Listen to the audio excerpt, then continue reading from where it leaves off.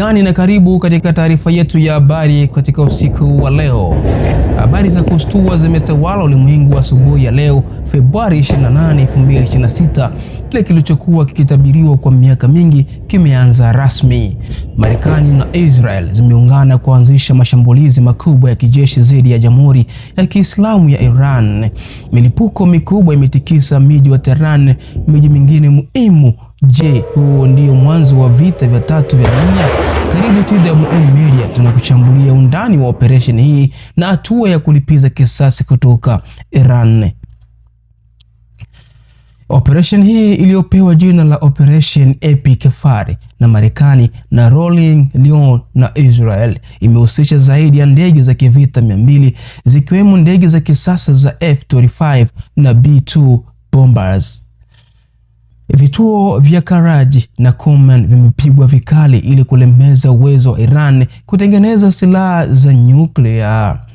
Ripoti zinadai kuwa majengo ya kiongozi mkuu Ayatollah Khamenei na Rais Pezeshkian yamelengwa, huku viongozi hao wakisemekana kuhamishwa mafichoni. Zaidi ya vituo 500 vya kijeshi vya IRGC vimeshambuliwa ili kuzuia Iran isione ndege zinazoingia. Donald Trump akizungumza kutoka ikulu ya Marekani amethibitisha kuwa shambulio hili ni juhudi za kuikomboa Iran kutoka kwa utawala wa kidini na kuondoa tishio la nyuklia duniani. Kwa upande wake, waziri wa ulinzi wa Israel amesisitiza kuwa Israel haikuwa na chaguo lingine zaidi ya kupiga kwanza ili kujilinda. Press Stephen Stricker. Lakini Iran haijakaa kimya. Ndani ya saa chache Tehran imerusha mamia ya makombora ya masafa marefu kuelekea Israel, huku vingora vya hatari vikilia mjini Tel Aviv na Jerusalem. Hii ni tete zaidi katika kanda ya Guba. Iran imeshambulia kambi za kijeshi za Marekani huko Bahrain, Qatar na Kuwait.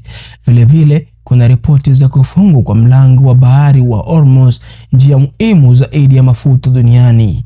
Hii inamaanisha nini? Bei ya mafuta huenda ikapanda kwa kasi ambayo haijawahi kuonekana. Hadi sasa vifo vimeripotiwa kufika mamia na maelfu ya raia wametoroka miji mikubwa nchini Iran. Anga la Mashariki ya Kati limefungwa kabisa na ulimwengu mzima sasa unaangazia Umoja wa Mataifa kuona kama kuna diplomasia iliyobaki. Je, unadhani hatua hii ya Marekani na Israel itamalizia tishio la Iran au ndio inachochea moto ambao hautazimika? Tuandikie maoni yako kwa hapo chini. Mimi ni Tajiri wa Moyo na hii ni TWM Media. Bye bye. Usikose kusubscribe na usahau kushare. TWM, uhakika upo hapa. TWM, tupo kwa ajili